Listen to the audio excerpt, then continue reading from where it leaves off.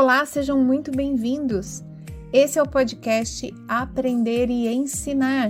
Essa é uma série especial de podcasts do portal Fiz em Ortopedia, no qual eu, Ana Maria Siriani, vou ser sua host e vou falar a respeito de assuntos que estão relacionados ao processo de ensino-aprendizagem.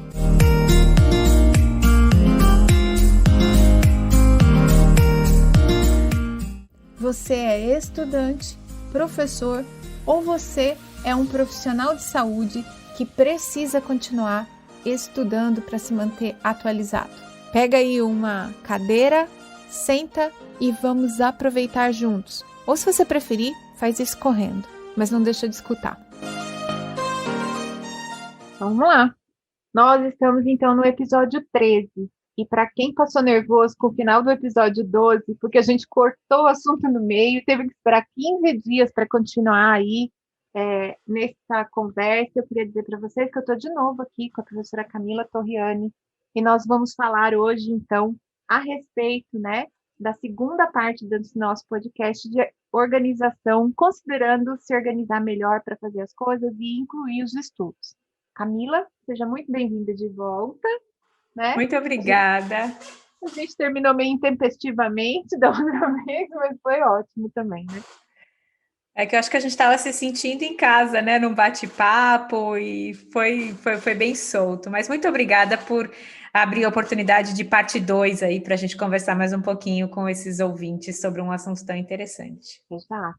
E aí, gente, se você não escutou o episódio 12, não deixa de voltar lá e escutar, porque afinal de contas a gente vai fazer uma continuação, a gente até vai fazer um pequeno remember aqui para quem não viu o 12 ainda, mas a parte mais importante, que é da clareza, de saber o que você quer fazer da sua vida, como você vai distribuir melhor seu tempo, que são fundamentos para as coisas mais práticas que a gente vai falar no podcast de hoje, está lá no episódio 12.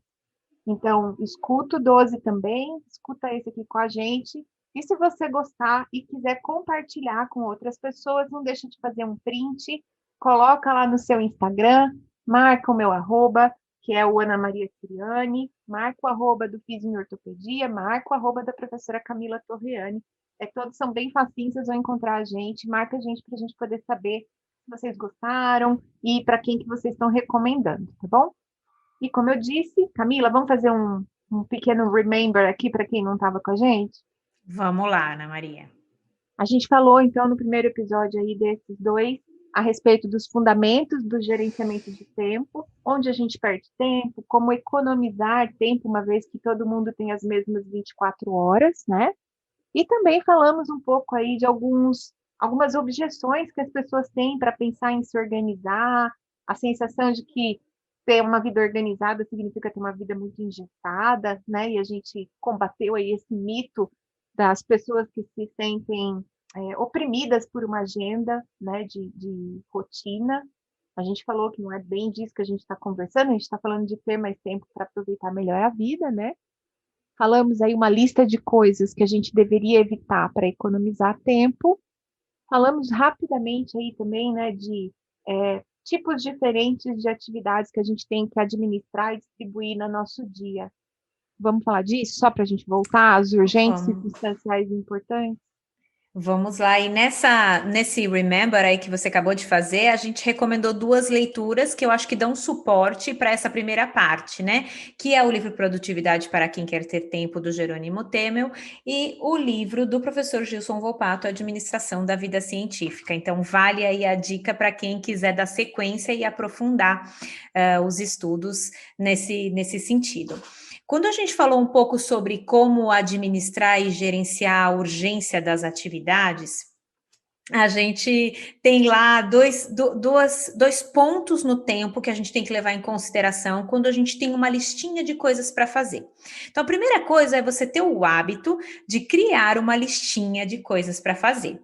Essa listinha de coisas para fazer pode ser física num papel, pode ser num bloco de notas no celular, pode ser gravação de áudio. Eu tenho alunos que fazem isso, vão gravando para si mesmo os áudios das coisas que tem que fazer quando estão dirigindo, enfim. Olha. Não importa como você vai fazer essa lista, mas você não deve ficar se cobrando de ter essa lista mentalmente, porque você vai ser pego de surpresa, seu cérebro não vai dar conta da quantidade de coisas e alguma coisa vai se perder no meio do caminho. Então, descarregue essas coisas, tire essas coisas da sua mente, porque elas te ocupam, inclusive, até um processo de pensamento criativo, a poder realmente se concentrar no que você tem que fazer. Uma vez que você tenha essa lista pronta, que o Jerônimo Temer, no livro dele, coloca como depósito do tem que, né? São as coisinhas que você tem que fazer, desde as bobinhas, tem que passar no mercado para comprar a banana que acabou, até as coisas Mais importante mesmo. substanciais, né, mais importantes. Você pega essa lista e você vai distribuir de acordo com a importância e com a urgência daquelas determinadas atividades a serem realizadas. Então, o que for extremamente importante, mas tem baixa urgência, você consegue programar. Então, você não precisa fazer agora, porque ela não é urgente para esse momento. Concentre-se agora, nesse momento, em fazer as tarefas que têm alta importância e alta urgência. Mas aí você pode me perguntar assim, Ana Maria, mas a alta importância, ela vai ter a ver com o quê? Quem define a importância das tarefas? Então, a gente volta do nosso episódio anterior. A importância das tarefas tem relação direta com o seu propósito, com as suas metas de curto e de médio e de longo prazo. Então, se você não tem um plano de ação claro de onde você quer chegar daqui 1 ano, daqui 5 ou daqui 10, você não tem como definir o que é importante para você. Né? Então, esse é o critério de definição de uma tarefa ser importante ou não. E a urgência tem a ver com os prazos que você se impõe ou que são autoimpostos, né? A vida nos impõe prazos, né? Então, aquilo que for urgente e importante, faça. Faça agora, meu amigo. Não enrole, planeje para esta semana. Planeje para fazer no máximo na semana que vem. Agora, o que tiver baixa importância e baixa urgência, vamos combinar? Não faça. Joga fora, risca. Você não vai, eu falei isso no episódio passado, você não vai organizar suas fotos desde 2000 até agora. Você não vai. Hoje, né? Não hoje. Renomear os arquivos dos artigos de toda a vida que você já armazenou no seu computador. Esquece, gente. Vão para aquilo que realmente te leva mais próximo da sua meta de vida, da sua meta profissional. E por fim, urgência versus importância, aquilo que é muito urgente, mas tem pouca importância relacionada a onde você deseja chegar na sua vida, você delega. E sobre delegar, Ana Maria, eu queria dizer assim, não comprem essa ideia do tipo, são mitos, gente. Ninguém vai fazer melhor do que eu isso. Eu dou conta sozinha. Vai ficar um pouco apertado, mas eu dou conta sozinha. Ou do tipo, delegar isso aqui, dá mais trabalho explicar o que essa pessoa tem que fazer do que eu mesma fazer. Deixa que eu mesma faço. Isso são mitos que fazem a gente consumir o nosso tempo, muitas vezes, com coisas que não são importantes e que nos fazem dizer mais sim do que o que nós podemos dizer. Então, é a velha função de aprender a dizer não. E a coisa de delegar também, né, Camila?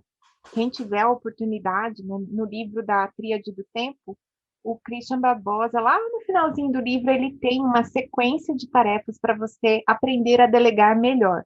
Principalmente quando você acha que as pessoas não vão te entregar aquilo que você precisa, do jeito que você faria, tem uma estratégia de delegar com um período de prazo, um acompanhamento.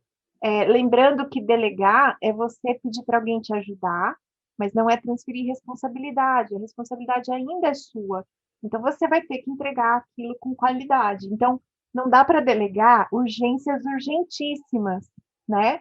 Porque aí a pessoa não vai conseguir fazer no tempo ideal, você não vai conseguir acompanhar a realização daquela tarefa a ponto de dar liberdade para a pessoa ter o processo dela de realizar aquele negócio, E também vai ficar numa situação que se ela te devolve algo que não está bom, você não tem mais como resolver.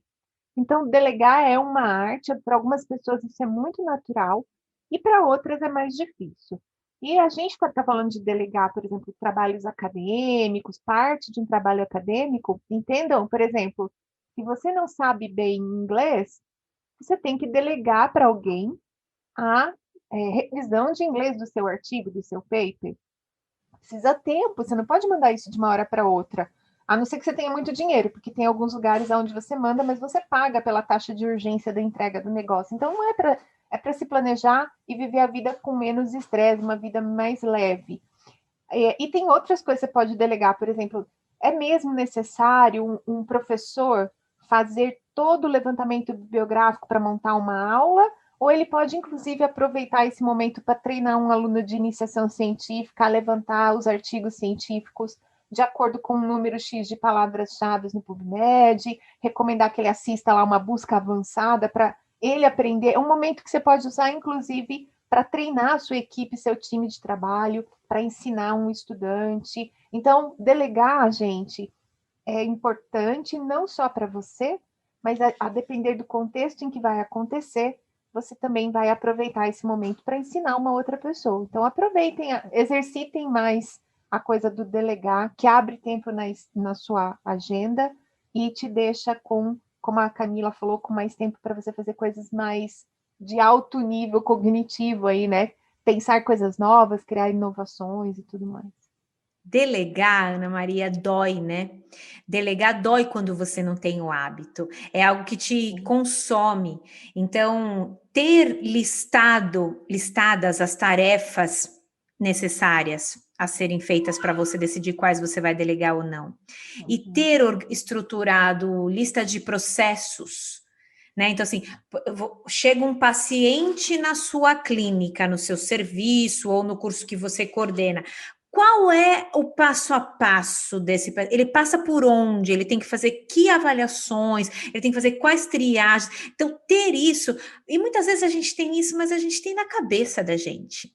E muitas vezes os membros do time não têm essa ordem tão clara e igual. Cada um tem uma compreensão diferente, né, dessa ordem, dessa estrutura. Então, listar os processos, descrever os processos, você perde tempo fazendo isso, mas você ganha tempo depois para poder delegar partes desse processo para outras pessoas, porque elas estão encadeadas dentro de uma engrenagem maior, né? Exato.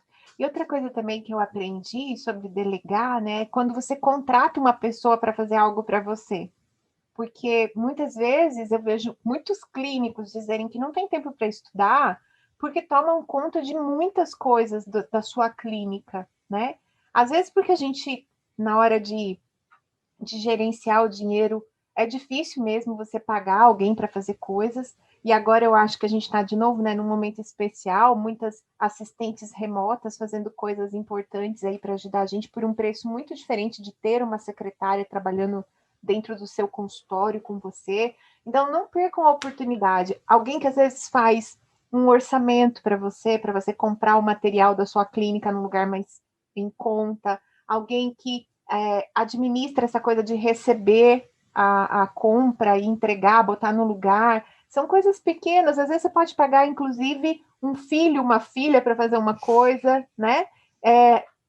Economize seu tempo para as coisas mais importantes. Se você está, por exemplo, pensando em estudar, você vai ter que deixar algumas coisas para botar o estudo nesse lugar, né, Camila? Exatamente. E sabendo o valor da tua hora, né, Ana, que é algo que o fisioterapeuta tem muita dificuldade de calcular, né? Quanto vale a minha hora? Você consegue decidir se vale a pena pagar alguém ou não para fazer aquele serviço, porque você compara o valor da sua hora com o valor da hora daquele outro profissional.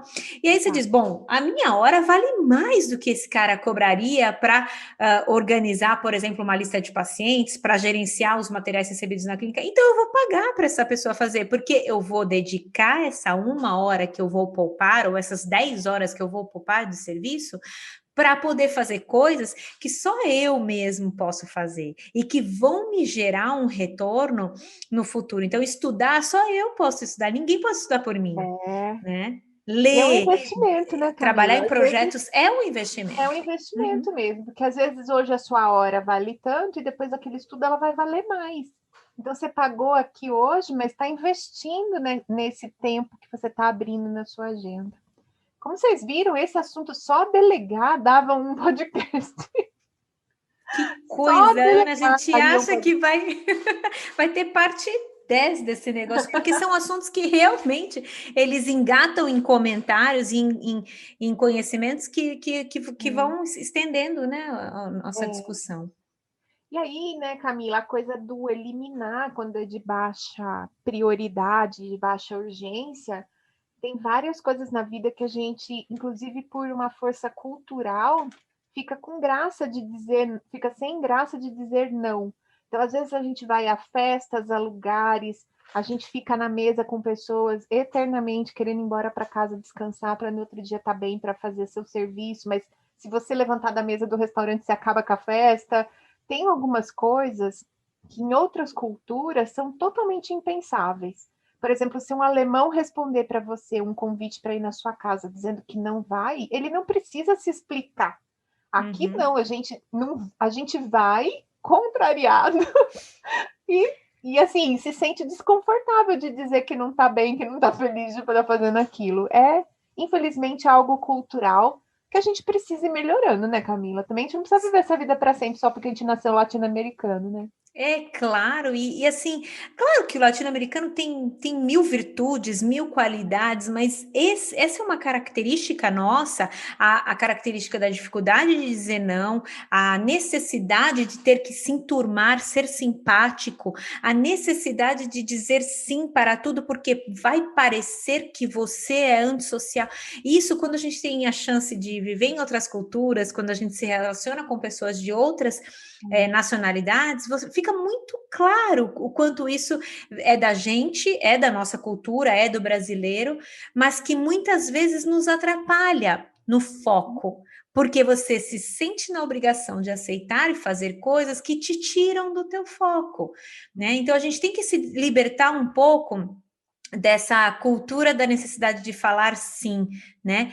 Para E se tudo. sentir à vontade para dizer não para aquelas coisas que não vão te levar na direção daquilo que você deseja. Por exemplo, hoje em dia a gente tem uma quantidade de informações que a gente é exposto o tempo todo e a gente também tem que saber falar não para o conhecimento que você vai consumir. Então, no podcast que a gente está falando sobre estudar, sobre criar tempo, conseguir se organizar para poder incluir os estudos na sua rotina, escolher o que consumir, escolher o que estudar é importante. E é um processo de dizer não, porque eu posso assistir uma live maravilhosa de alguém que eu super adoro, essa pessoa recomenda um livro para mim de 500 páginas. Eu olho e falo, nossa, mas tem vários outros famosos que estão falando desse livro, eu vou ter que ler esse livro. Aí eu penso, mas ler esse livro nesse momento da minha vida me leva mais perto da direção de onde eu quero estar? Se sim, eu vou ler. Se não, eu não vou ler. E é o saber dizer não para aquilo que a gente vai consumir. É tão difícil dizer não numa dieta, né? Você tem o brigadeiro ali passando na sua frente e você falar não é aprender, né? O Ícaro de Carvalho ele fala isso no Novo Mercado, é a dieta da informação. Eu adorei esse termo, porque é realmente um termo importante. Você precisa aprender a dizer não para o que consumir também e só consumir aquilo que vai ser útil para você naquele momento. Arquiva aquilo, guarda aquele post, guarda aquele nome de livro, porque em outro momento aquilo pode fazer sentido para você. Aí você tem lá dentro dos seus gerenciadores, a gente até vai no final falar dicas, né, de aplicativos, de como arquivar e organizar as coisas, você arquiva coisas para o futuro, escreve lá, estudo futuro, mas não é agora. Exato. E aí, a gente está falando aqui, gente, de, assim, de várias coisas ao mesmo tempo, mas vejam, só vou fazer dois destaques, né? Professores que têm uma super dificuldade de dizer não para novos projetos, porque a gente se sente muito é, pressionado por essa coisa mesmo social, de não dizer não para um colega, de não dizer não para um aluno, ou às vezes a gente está sempre diante de ótimas oportunidades, que a gente fala, nossa, eu não posso perder essa oportunidade com esse grupo de pesquisa nesse lugar, né, agora, não sei o quê. Então, professores têm muita dificuldade com essa coisa do não. E o pessoal mais jovem, eu estou imaginando a coisa que a Camila acabou de falar, que é o tal do FOMO, né?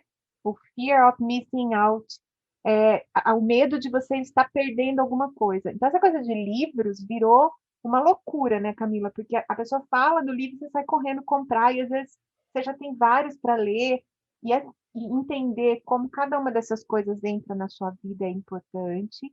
Ler, a gente fez 2 episódios só sobre isso, é importante. Tem leitura, inclusive, de descompressão, coisa que não está alinhada necessariamente com o seu objetivo, mas que vão te ajudar a descansar, relaxar, dormir, inclusive. Então, lembrar, não precisa ficar com essa coisa de estar perdendo algo. A nossa vida, infelizmente, ela é uma vida curta, por tanto de coisa que existe no mundo, e com tanta disponibilidade, com tanta tecnologia, a gente se sente mesmo um pouco perdendo algo, deixando de fazer algo. Mas a gente também, por outro lado, por força de tecnologia, pode aproveitar audiobooks, resumos de livro, que às vezes é mais do que suficiente, você não precisa ler o livro inteiro, nós já falamos disso por aqui também. E é isso, a gente sempre vai ter que escolher como usar o nosso tempo. E aí, vamos falar um pouco de como distribuir essas tarefas aí ao longo da semana, porque a gente falou de como escolhê-las, né, baseado em urgência, importância, circunstância, e essa relação do que eu vou fazer, o que eu vou delegar, o que eu vou programar, mas também a gente quer saber como é que vai fazer isso ao longo da vida, né, durante a semana, nos dias que a gente tem para se organizar, né, Camila? É isso aí, Ana Maria. E você sabe que eu aprendi a fazer isso, falei no podcast anterior, né? Depois que eu li o livro do Jerônimo Temel. E eu, durante 19 anos, eu sou formada há 21 anos, então eu vou falar assim que isso é uma coisa dos últimos 2 anos, e olhe lá, 2 ou 3 talvez. Eu sempre trabalhei 7 dias na semana. Eu sempre trabalhei no sábado e no domingo, durante muitos anos. Nos últimos é que eu tento, no meu gerenciamento da semana, deixá-los mais livres, às vezes só para um pepino assim de trabalho que precise acontecer. E isso define como você estrutura a sua matriz. Então, a sua matriz, ela vai ter 7 dias por 3 espaços ou 3 períodos do dia, manhã, tarde e noite, ou ela vai ter, sei lá, 7 dias por 2 períodos, se você não quiser considerar trabalhar à noite, ou ela vai ter 5 dias da semana, se você não quer nem ver seu trabalho no fim de semana, por 3 períodos. Então, defina a sua matriz, se ela vai ser 7 por 3, 7 por 2, 5 por 3 ou 5 por 2, do jeito que você quiser. Se você for, de acordo com a sua possibilidade, se você for levar em conta o livro do Timothy Ferris, que é Trabalhe 4 horas por semana, eu li esse livro o ano passado. E eu amei ler esse livro, ele me abriu a mente, assim, de como dá para enxugar e condensar as coisas que a gente faz, ocupando menos períodos do nosso dia ou da nossa semana, para a gente distribuir ao longo da semana coisas gostosas de fazer, aprendizados, adquirir conhecimentos, aprender coisas, esporte, enfim. E esse cara, ele foi um marco, assim, eu acho, numa geração inteira. A primeira versão desse livro foi em 2008. E ele mudou a forma de pensar dos grandes empreendedores hoje em dia, né? Então, é claro que trabalhar 4 horas por semana vai significar ter uma matriz de 1 por 1 e o resto tudo vazio, né? Você trabalhar um período da semana, né? Mas é importante você levar em conta sua rotina, sua dinâmica familiar, sua dinâmica profissional, para colocar essa matriz e ajustar aquela lista de tarefas ou aquele depósito de tem-ques, todas as tarefas que você tem que fazer, você vai alocar nessa matriz. E faça isso, como a gente falou no podcast passado, aos domingos. Não deixa a sua semana começar para você pensar como você vai gerir as tarefas. Faça isso antes da semana começar, ou na sexta-noite, se você não trabalha de fim de semana, ou no domingo à noite. Se você, para você começar a segunda com clareza no seu raciocínio sobre o Exato. que vai acontecer a semana toda. É. E essa coisa da matriz, né, é uma coisa importante de dizer é que existem momentos na vida em que a gente tem que dedicar um pouco mais. Então, tudo bem se você é uma pessoa que prefere trabalhar de segunda a sexta, só no período da manhã e da tarde, e vai ter todas as tardes livres e o final de semana livre. Isso não impede que no momento em que você quer fazer um projeto especial, né, ou que você quer, por exemplo, fazer uma pós-graduação, que você, durante um tempo da sua vida, amplie essa matriz para mais o sábado, ou para cinco dias da semana, incluindo 2 ou 3 noites por semana. Então, essa matriz, gente, é só para que a gente se organize em termos de distribuir as tarefas da semana para estar preparado, e eventualmente você pode trabalhar um pouco mais para poder alcançar um resultado diferente, terminar um projeto, fazer algo que precisa ser concluído. Então, é só uma recomendação. Lembrando que é física, né? Quando você está fazendo algo novo, diferente, grande, ele não cabe no mesmo espaço de tempo. Então, tem períodos em que a gente trabalha um pouco mais, que a gente dedica um pouco mais, e tem períodos que a gente pode ter uma vida um pouco mais regrada, mais tranquila, né? É muito daquilo que você está projetando ali naquele momento, está se empenhando para finalizar.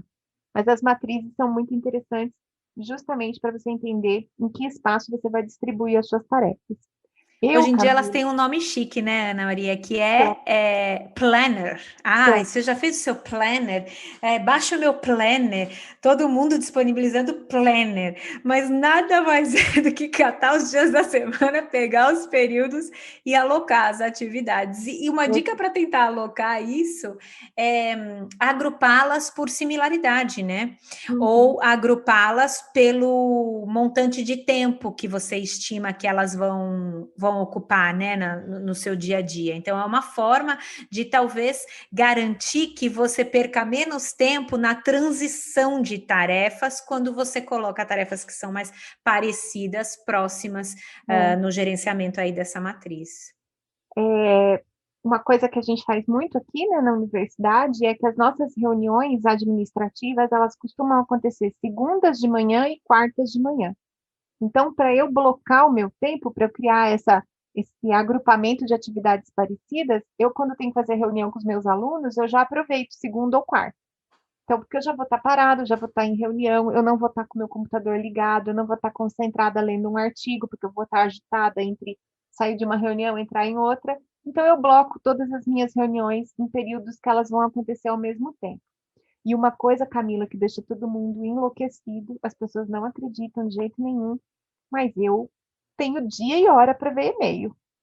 Eu não vejo meus e-mails o tempo inteiro, todos os dias. E as pessoas não se conformam com isso. Principalmente o fato de eu não ver todos os dias. Eu não vejo meu e-mail todos os dias. E isso causa uma intranquilidade nas pessoas, mas uma super tranquilidade para mim.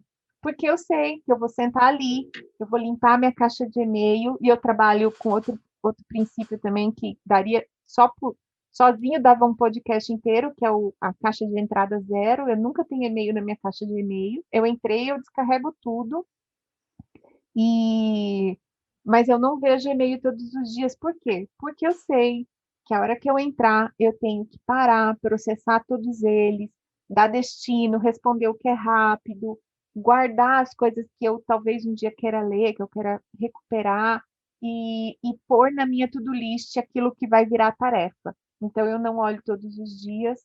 Não sei se eu recomendo exatamente, mas as pessoas que convivem comigo, trabalham comigo, sabem isso e sabem que se precisar de mim urgente, é para me telefonar. Porque, inclusive, o WhatsApp também eu não olho todo o tempo. Agora, um pouquinho mais, eu tenho ficado com ele aberto aqui no computador, né? Acabo olhando um pouco mais. Mas de rotina, se eu estiver escrevendo um artigo, escrevendo um projeto, o celular está de cabeça para baixo, virado, e eu estou concentrada naquela tarefa, né? Que é essa coisa do bloco para usar mais a nossa capacidade nos momentos que está trabalhando. Isso é muito importante, faz muita diferença. Eu agora não uso mais esses alertas, mas eu coloquei no começo, quando eu comecei a implementar essa estratégia de organização da minha vida, eu coloquei aqueles alertas do tipo: Camila, você está se ocupando ou está produzindo nesse momento? E Eu uso tocava assim. 6 vezes no dia, e no começo, mas toda vez que tocava e eu olhava aquilo, eu falava: caramba, eu estou me ocupando, eu não estou produzindo. Então era uma pegadinha para mim mesma, assim, né? Mas com o intuito de me salvar daquela procrastinação que eu vivia. E eu vivi muitos anos nela, né? Então, e me salvou, porque hoje eu não preciso mais desses alertinhas aqui no meu celular, do tipo, você está produzindo ou você está se ocupando? Se eu estou dando uma distraída aqui na internet, é por escolha, é porque minha mente cansou e eu agora preciso de um time. Do contrário, eu não caio mais nessas enrascadas de ficar perdendo tempo ali no que não estava previsto que eu ia dedicar o meu tempo para fazer. Então, é uma forma de você se habituar. Eu também não deixo o WhatsApp aberto, eu não deixo no computador e também não tenho as notificações dele. E eu migrei muita coisa para o Slack, né? É, Que eu isso eu ia falei para falar. você no último. Para mim também ajudou muito. As coisas ficam muito organizadas. Eu acho fácil o que eu quero, por temática das atividades, dos subgrupos dentro do meu grande grupo e dentro dos diferentes grupos que eu faço parte. Então, me ajudou a tirar essa coisa de, vamos criar um grupo no WhatsApp, então, para resolver isso. Vamos criar um grupo no WhatsApp para resolver aquilo. Aí você fica com milhões de grupos de WhatsApp, nunca desativa, nunca sai, tá todo mundo lá eternamente, de coisas que até já acabaram. Não tem sentido para mim. Legal. Uma coisa, né, que você falou dos alarmes, eu, desde o começo, eu usei 2, porque eu tinha 2 horários do dia que eu me enrolava, claramente. Voltando do almoço, que eu ficava naquela coisa, a gente volta do almoço, já volta caminhando mais devagarzinho, aí sobe, aí todo mundo, eu sempre almoçava na USP, né, aí ficava todo mundo ali no café, não sei o quê. Então eu tinha mais ou menos ideia do horário que isso ia acontecer e eu coloquei um alarme para mim. Então, às vezes eu estava no café, ele tocava, e eu falava, gente, já estou enrolando aqui no café há quanto tempo? Já parei almoço, já não estou trabalhando. Aí eu ia embora para minha sala. Uhum. Eu era a chata que acabava com o café. Às vezes não, às vezes eles ficavam lá, inclusive deviam estar falando de mim, né? Porque quando a gente sai, a gente vira o assunto. Claro, né? Olha, Ana, só vou falar mais uma coisa que eu tomei de decisão também lá na USP, que para mim, assim, funcionou super. Já tem o quê? Deve ter uns 4 anos que eu faço isso. Eu parei de almoçar. Eu comecei a trazer marmita. Comecei a trazer marmita. Primeiro que para gerenciamento natural da sua alimentação é uma maravilha. Segundo que é uma economia financeira ótima. Você guarda o seu cartão alimentação para você sair com a sua família em restaurante, tal, tal, tal. E terceiro e principal motivo era que eu perdia 1h30 do meu dia. Eu sempre morei super longe da USP, eu sempre gastei muito tempo no trânsito e eu queria sair mais cedo da USP. Então, para mim, 3 horas era um horário limite de ir embora. Ir embora, porque senão eu ia pegar muito trânsito. Só que para sair às 3, você não pode perder 2 horas no almoço. Não, Senão você não faz o que você tem que fazer. Então, as pessoas entenderam e foi um processo de educação. Camila, vamos almoçar? Não almoço mais, trago marmita. Ok, entendeu? E tudo bem essa coisa de ser legal, de participar de uma rodinha. Não, nesse momento eu estou focada em produzir e cumprir o que eu tenho que cumprir. E para mim foi ótimo. E isso me permitiu começar a sair mais cedo da faculdade e começar a incluir no final do meu dia jogar tênis, buscar meu filho na escola, fazer unha, me cuidar da minha família. Então foi, e eu não deixei de produzir, ao contrário, eu passei a produzir mais fazendo isso. Exato. E eu tinha um outro alarme, que era um alarme fisiológico, porque eu tenho uma coisa que me baixa muito o ritmo no final do dia, né? Quando é umas 5 e pouco, assim, a minha mente tá bem retardada, eu tô bem lentona. Aí eu tinha mais um alarme do tipo, olha, faz um break curto e volta. E aí era o que era preciso, dava uma andadinha, acordava, pegava um café, não sei o quê, blá. Eu tinha só 2 alarmes desse, porque eu achava muito irritante ele ficar me lembrando se eu estava produzindo ou não. Mas foram super úteis, ajudaram muito, e agora a gente não está usando porque não está fora de casa, né? Exato. E por falar em casa, nessa vida de home office, que nós vamos falar de Vamos lá. como se organizar aí em termos de estrutura, né? Home office é algo que sempre existiu, né? Mas para a gente, ainda mais para quem está no meio acadêmico, universitário, ou para os clínicos que estão no dia a dia, na prática profissional, era algo tão distante, era algo que não iria chegar na universidade, não iria chegar no ambiente das clínicas. E chegou. Eu levantei uns dados aqui que em 2010, só em 2010, o home office aumentou as pessoas que trabalhavam em home office aumentaram 400% esse número de pessoas. E só em 2020 a gente já tinha 20% dos trabalhadores no mundo trabalhando de home office. E esse número só aumentou de 2020, né, 2020 inteiro, chegando em 2021.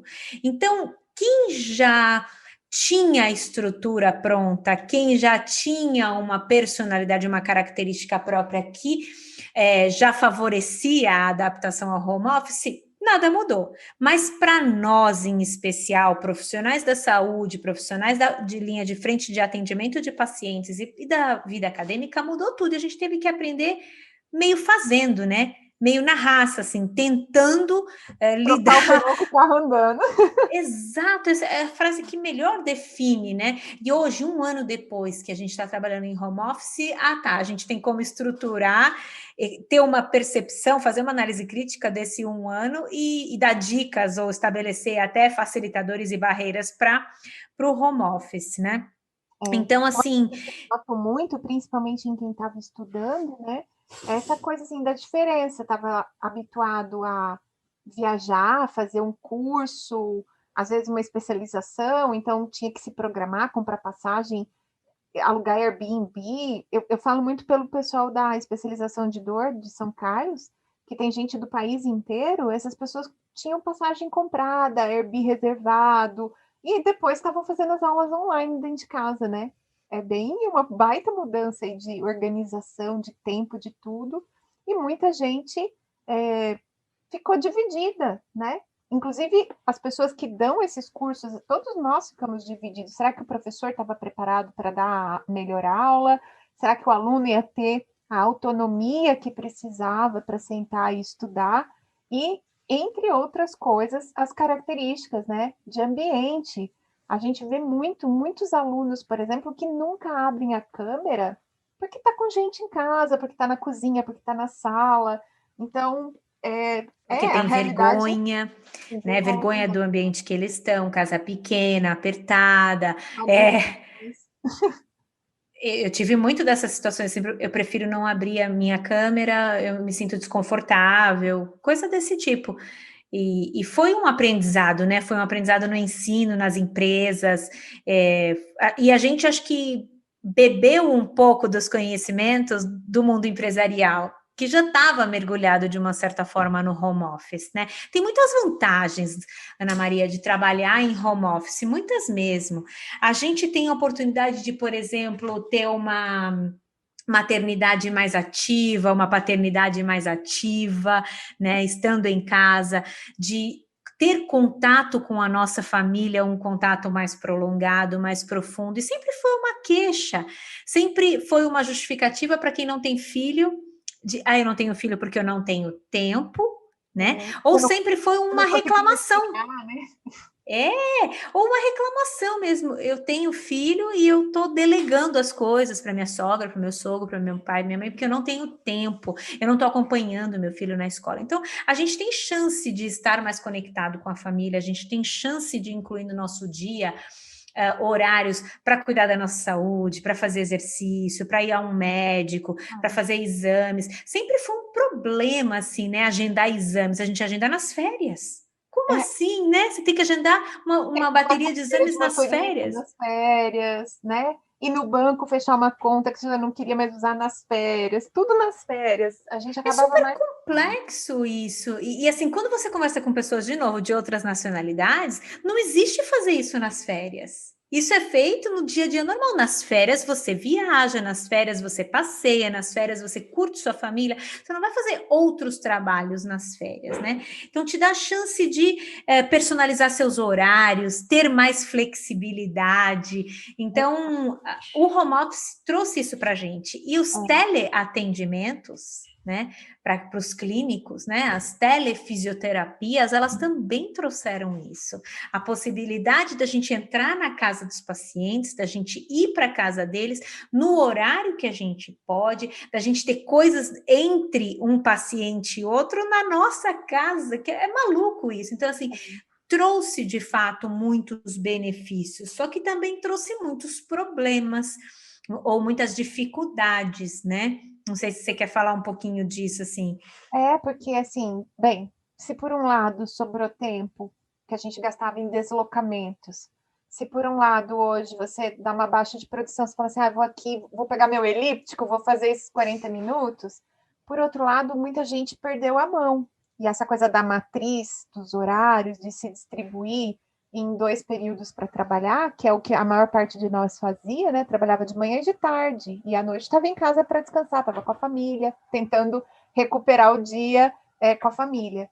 Agora não, agora as pessoas invadiram a nossa casa, a gente parece que todo mundo acha que você está 100% à disposição o tempo todo, a família tem que se adaptar, então a gente percebe muito isso, né?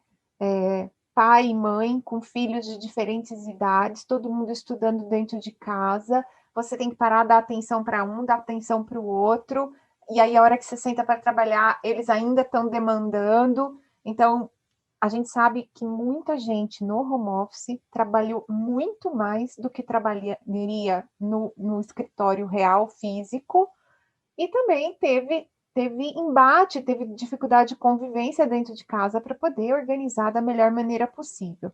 Muita gente, por exemplo, tinha computador só no trabalho, né? Não tinha o equipamento para trabalhar em casa. E aí tinha que trabalhar e tinha um filho que tinha aula num horário. E teve gente que saiu correndo comprar um computador, um tablet, se organizar. Muita gente teve que trocar de plano de dados porque tinha uma internet ruim, que não dava velocidade, que não dava estabilidade. E a gente aguentava tudo, né? Principalmente nós, os acadêmicos, porque a gente passava o dia todo no nosso computador bonito, desktop, cabeado, rede intranet, e muita gente, inclusive, não sabia o que era VPN, né? E a gente teve que descobrir para conseguir baixar os artigos de casa. Então, a gente teve assim uma sobrecarga de trabalho importante e acredito também que a questão da adaptação do ambiente, cadeiras, iluminação ruim, a gente não estava preparado para essas coisas. Eu não tinha um escritório para trabalhar em casa, eu tinha um escritório para fazer um trabalho de final de semana de urgência, eu tive que me reorganizar mesmo. Eu tive que, mais do que o ambiente físico, eu já tinha, de uma certa forma, um ambiente físico em casa, mas eu tive que me organizar no gerenciamento da família, dos afazeres da casa, da família, né, do meu filho em especial. Então, dicas, né, para a implementação eficiente do home office, se a gente puder entrar nesse item aí, né? Como fazer o home office funcionar de verdade, né? Fazer realmente você ser produtivo na direção dos teus objetivos. Eu acho que a primeira delas é fazer uma escala. Quem tem filhos precisa ter sua própria matriz, seu próprio planner, o próprio planner do seu cônjuge ou do seu companheiro ou da pessoa que mora na sua casa com você e fazer uma compatibilização entre as demandas do filho, da criança. Então, essa é a primeira coisa. Então, quem busca, quem leva, quem vai cuidar hoje do homeschooling aqui, quem vai fazer lição de casa aqui, que horário tem, essas coisas precisam ser compatibilizadas nessa matriz, porque senão fica um jogo de empurra. E isso é muito ruim, E Essas aí conversas bem... o combinado não sai caro. E Exato. também, gente, não tem certo nem errado. Tem família em que, por exemplo, o pai pode achar que ele é a melhor pessoa para acompanhar as tarefas do filho. E só ele vai fazer isso porque ele acha que ele é o melhor, ele que tem mais paciência e tudo mais. Pode ser que seja isso. Como pode ter um casal que para os dois é difícil e eles preferem dividir. Então, de tal e tal dia sou eu, de tal e tal dia é você, ou de tal e tal matéria é você, de tal e tal matéria sou eu. Então, não tem certo nem errado. A importância aí é a comunicação, né, Camila? Tem que se comunicar. Exato. Isso é muito importante, isso tem um potencial enorme para unir a família e tem um potencial enorme para desunir a família. E você estando com uma família desunida, ou você estando num ambiente que você não se sente seguro, você não vai atingir os seus objetivos profissionalmente falando. Então, deixar esse ambiente familiar o mais suave e o mais confortável para a tua produtividade é melhor, né? Então, esse é o que eu diria, assim, preencher os horários das crianças, incluir os horários das crianças nos teus horários. Que blocos do teu dia que você vai dedicar a eles, seja a lição de casa, seja a brincar, ou seja a fazer algumas dessas atividades que ele Da demanda refeição, da de banho. você. Exato. E aí, É, assim, falando especificamente do escritório, né, ou do local que você vai fazer as atividades, tão importante ou mais, né, tão importante quanto o ambiente relacionamento, na CIF, né, na Classificação Internacional de Funcionalidade de Saúde, a gente entende ambiente como as relações e o ambiente físico, né? É bem isso também, né? A gente também moldar o ambiente físico. e Quer falar aí um pouquinho, Ana? do ambiente físico, né? Cada um de nós sabe o tamanho do espaço e as condições que tem. O que precisa é uma área de trabalho que tem que caber você, o computador, um caderno para tomar notas, e aí cada um sabe se é um tablet, se é um celular ou se é mesmo um desktop. Essa iluminação, de preferência, ela não ser uma iluminação de luz amarela, né? Ser uma lâmpada de neutra para fria, de preferência neutra, que é uma luz que não é aquela luz aconchegante que dá vontade de você abraçar um travesseiro e descansar. As amarelas normalmente trazem essa sensação de aconchego, e principalmente para leitura, não é a melhor luz, né? Uma luz mais neutra vai te dar uma definição melhor das leituras, dos textos gráficos. Então, tem uma luz aí com uma temperatura neutra, nem branca, nem amarela. Sobre E a luz, Ana Maria, eu achei super legal essa informação. Então, você ter dois tipos de luzes, né? Você tem, então, uma luminária que foca no ambiente que você tá e que não seja de luz amarela. E essa coisa da luz amarela tem a ver com o ciclo circadiano da gente, com o entardecer que vai amarelando e que vai deixando a gente já mais preguiçoso, já mais assim, engatando para dormir, né? Então, tem uma explicação. E uma outra luz que possa vir iluminar onde você tem que ler. Então, se vai ser no computador, se vai ser no livro, que te direcione, como num palco, assim, que tem os holofotes para focar a atenção da gente em pontos específicos. Então, vale a pena investir nessa coisa da iluminação, né? E considerar, por exemplo, a luz ambiente, né? Se ela puder vir de lado para você, se seria interessante, porque na medida em que ela pode refletir na tua tela, inclusive, né? Então, te atrapalhar. Então, pensar um pouco a luz, tanto a luz artificial quanto a luz natural. Quando a gente está falando luz natural, nós estamos falando principalmente de janelas, viu, gente? Sentar de frente para a janela, a luz de fora pode te ofuscar a vista.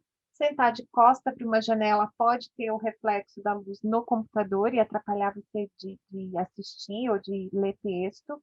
Então, o ideal seria sentar lateralmente. A gente sabe que isso pode estar indisponível para alguém, né, Camila? Mas assim, uma coisa assim, dá uma olhadinha na sua casa onde você está para ver se você encontra esse local, que você nem fica de costa, nem fica de frente, fica lateral a uma fonte de iluminação natural. Uma luminária, então, é um item legal de ter, e a gente tem luminárias de todos os valores, né? Coisas bem simples, bem baratas, bem acessíveis. A lâmpada do ambiente é uma lâmpada mais neutra, e essa lâmpada de foco, que é a luminária que vai em cima da mesa, ou grampeadinha, tem umas que são de grampinho, né? Você grampeia. Uhum. São duas fontes de iluminação que são importantes para você conseguir fazer aí um ambiente mínimo, né, de trabalho. Muito bom. O que mais que a gente pode falar de ambiente? Acho que é isso, Acho né? que o local que a gente escolhe para ficar, né? São privilegiadas as pessoas que podem ter um escritório num cômodo separado em que você possa fechar a porta. É claro que se você tiver essa chance, esse é o mundo ideal, né?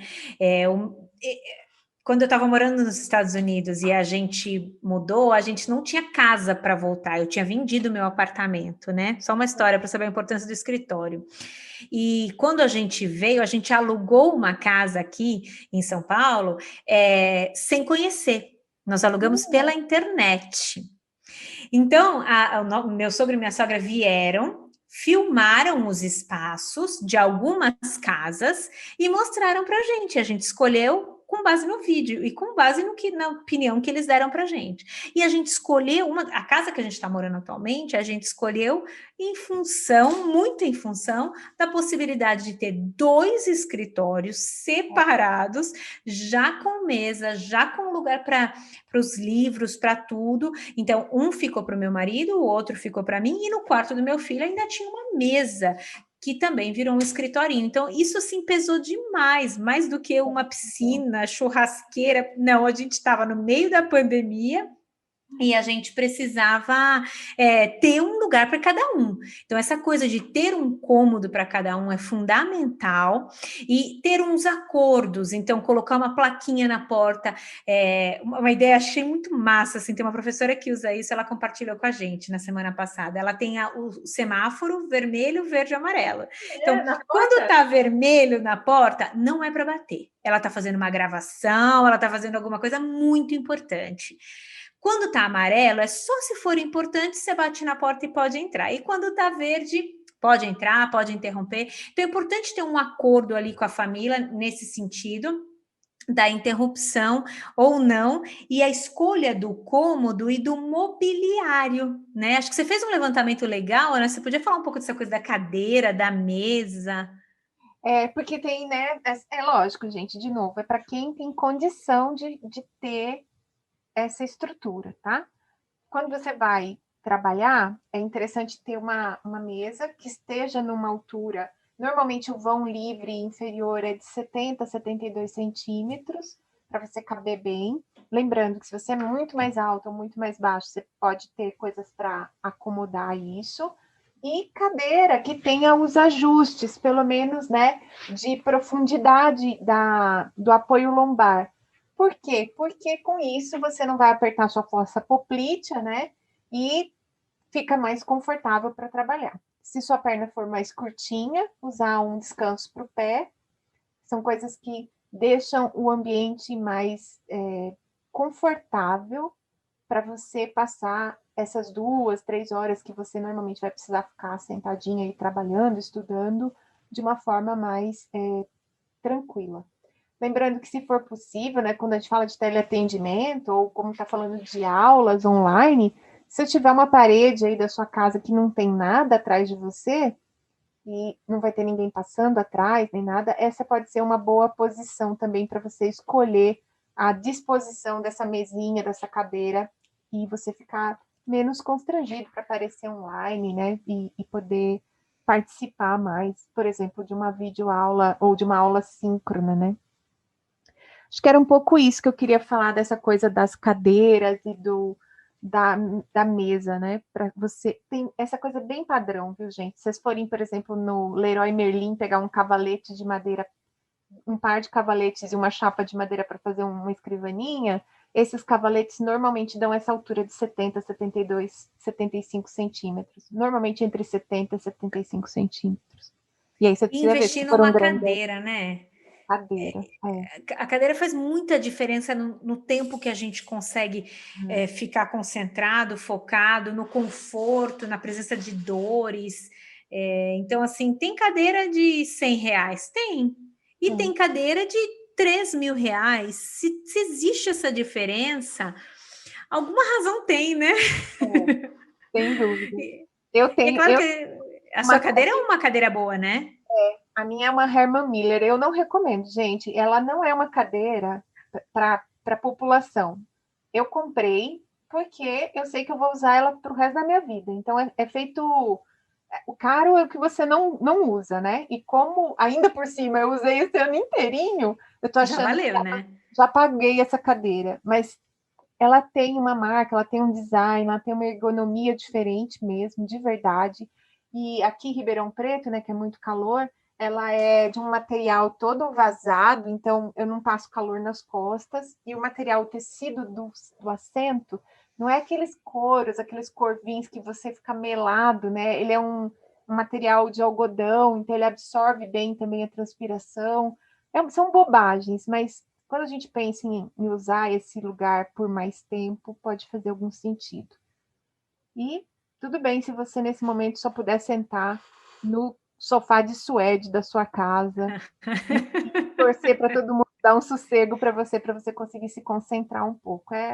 É a situação mesmo, gente. A minha sugestão para quem está nesse dilema, nesse momento, é compartilhar um pouco as suas metas, as suas ambições e compartilhar sobre a importância de você ter alguns períodos de um pouco mais de privacidade na casa. Nem que você vá ter que usar a mesa de jantar ou a mesa da cozinha, mas eu acho que uma boa conversa com quem você divide o espaço, esclarecendo sobre a importância, eu acho que vai ser o suficiente para ter o suporte familiar, porque para fazer um home office bem feito e produtivo, você precisa de suporte de quem está com você, verdade. de um mínimo de infraestrutura. Então, não precisa investir dinheiro nisso, basta investir numa conversa compartilhada e num compromisso familiar de que aquilo vai ser importante para você, para a família, para o futuro, para onde você deseja chegar, né? Exato, Tem bem, uma. Acho bem importante falar isso, porque senão as pessoas acham que tem que ficar gastando dinheiro, né? Gastando dinheiro com mesa, com computador, e isso vai te fazer ser mais produtivo. E vem uma bela de uma desilusão, que você pode ter uma baita estação de trabalho, mas você não tem processos, você não tem rotina, você não tem padronização de trabalho, você não vai chegar lá, vai render, não né? vai, E não aí, vai. desse ponto de vista, e já vou aproveitar esse gancho que a gente está falando da família, você falou das agendas, né, de incluir a agenda das pessoas que estão mais próximas e tudo mais. Vamos falar dos aplicativos, porque Vamos sim. quando você falou disso, principalmente de incluir, né, coisas da família que fazem parte da sua organização do dia, eu lembrei muito que a agenda Google, que hoje é uma coisa que quase todo mundo conhece e usa, né? Essa também foi um ganho aí da pandemia, todo mundo começou a conhecer as, as várias ferramentas do Google, né? E a Google Agenda, ela é muito bacana porque você pode compartilhar os seus compromissos com as pessoas. Eu, por exemplo, tenho agenda compartilhada com os meus alunos, eu tenho agenda compartilhada de laboratório. Então, quando agenda o laboratório, todo mundo que usa aquele laboratório fica sabendo.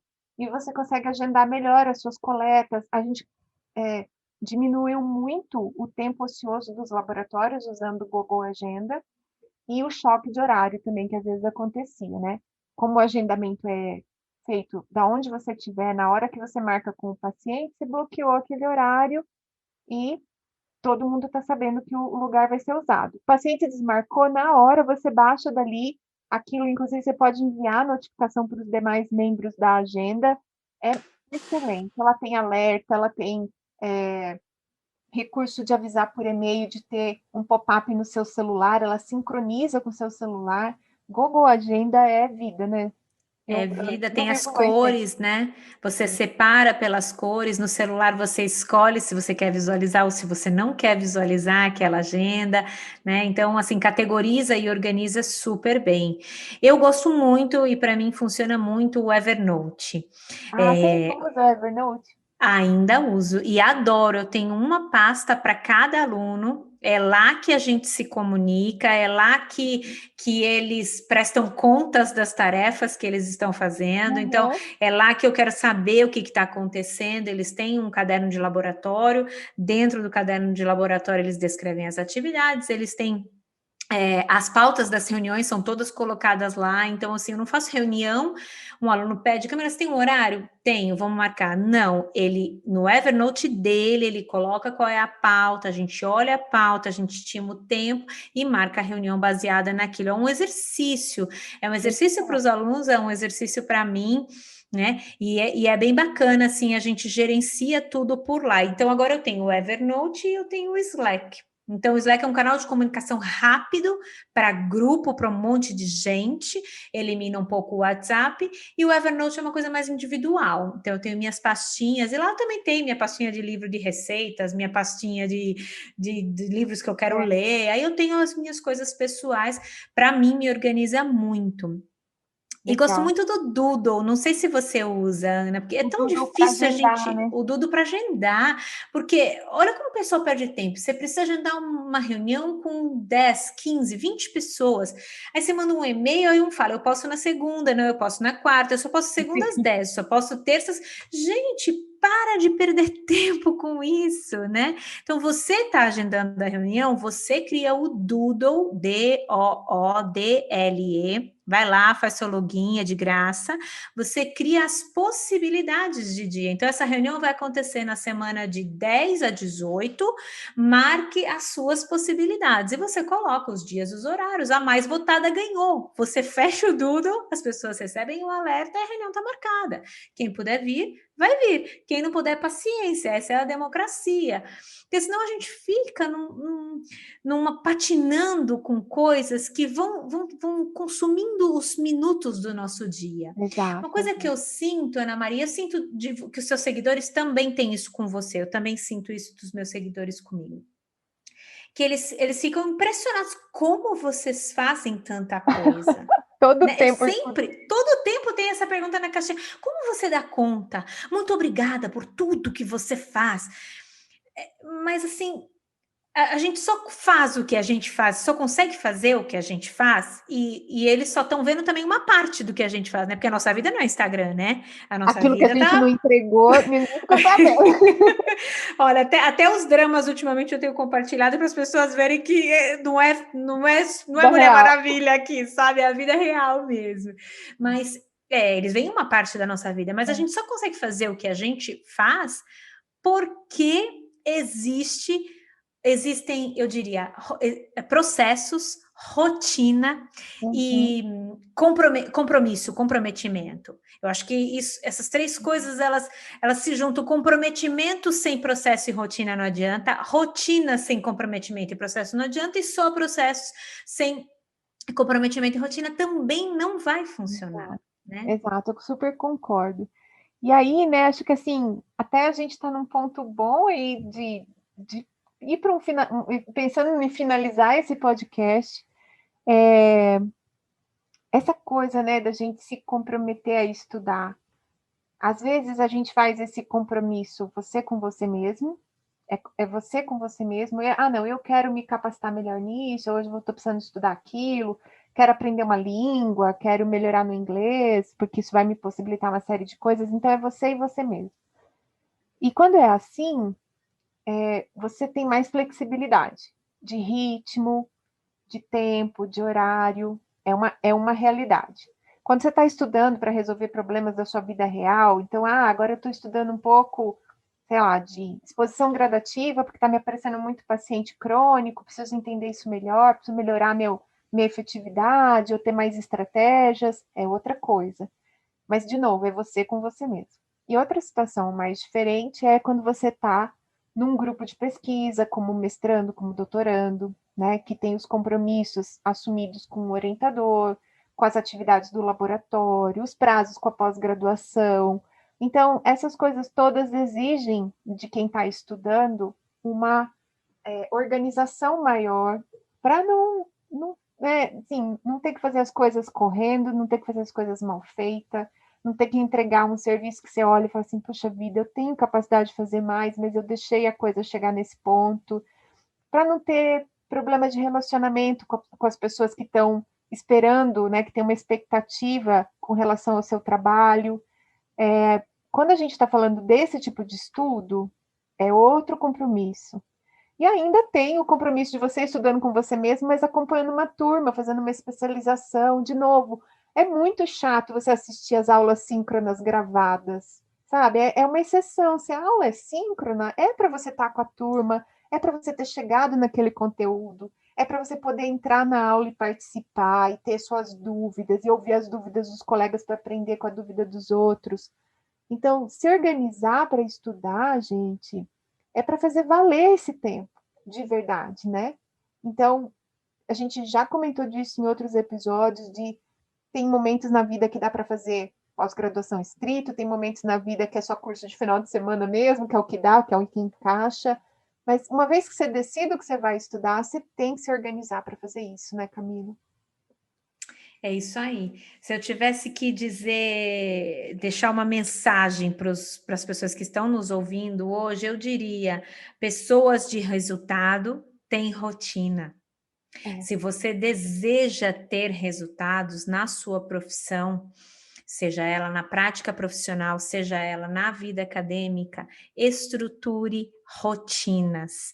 E, no caso, estruture sua rotina de estudo. Inclua o estudo como uma tarefa do seu dia, que está conectada com uma meta, uma ambição, um desejo seu em termos de aquisição, de onde você quer chegar lá como profissional. E outra coisa que eu diria é: não ache que você, estando super ocupado, você está produzindo. Então, avalie cada atividade que você decida dedicar o seu tempo é muito precioso, é o único bem que não estica, é o único bem que você não tem como aumentar. Todo mundo tem a mesma quantidade de tempo, mas o valor da sua hora é diferente do valor da hora do outro. E quem determina o valor da hora é realmente o quanto você imprimiu de energia na aquisição de conhecimentos e na oferta de resultados que ninguém mais pode oferecer, só você. Então, faça a sua hora valer. E para ela valer, faça valer o que realmente vai fazer valer a pena dedicar a tua hora. Então, escolha com cuidado, né, as batalhas que valem a pena e que são compatíveis com o valor da tua hora. E o foco, minha gente, é dizer não. Aprender a dizer não para aquelas oportunidades irresistíveis, mas que não vão te colocar na direção de onde você quer chegar. Ai, Camila, adorei. Assim, gente, tenho certeza que se deixar eu e a Camila, a gente faz uma temporada de gestão de tempo e produtividade. Mas como não é o nosso nicho, né, Camila?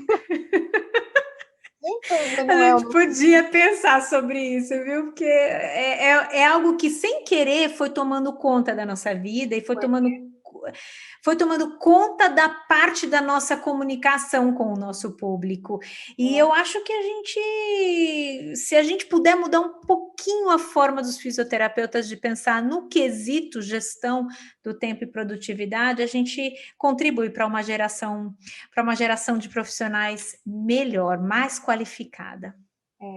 Eu fico muito feliz que a gente teve a oportunidade de gravar esses 2 episódios. A gente tinha feito uma live, né, no tempo que não salvava as lives, então a gente tinha feito uma super aula bacana e não tem como registrar.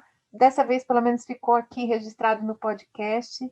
Queria te agradecer muito, né?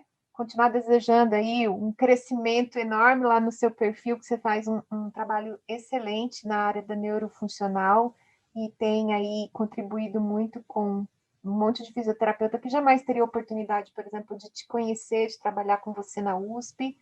Muito obrigada por estar aqui comigo.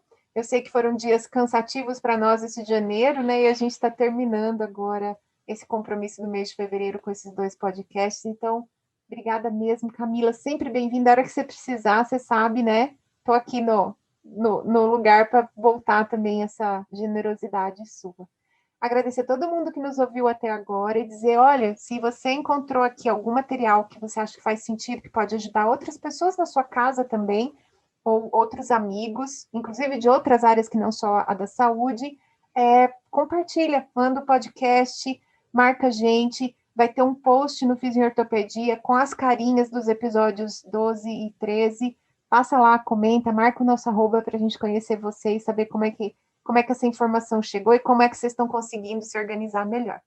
Um beijo para todo mundo. Beijo, Camila. Bom descanso. Muito obrigada. Muito obrigada. Sucesso no podcast, sucesso para o Fiz em Ortopedia, sucesso para você, Ana Maria. É um prazer enorme estar aqui com vocês. Obrigada.